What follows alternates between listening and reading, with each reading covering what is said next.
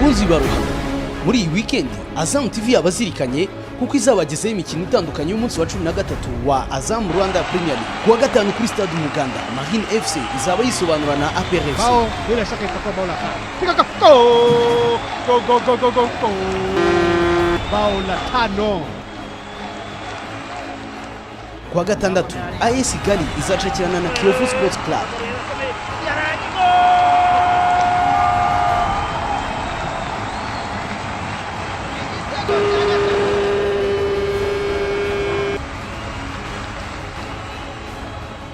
Ku cyumweru Azam TV izabagezaho umukino uzahuza Rayon Sport na Etincelle FC.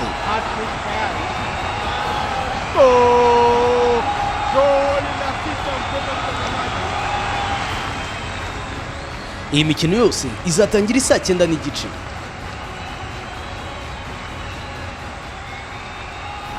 Iyi mikino yose izacaho live kuri Azam TV. Azam TV turi ruhago.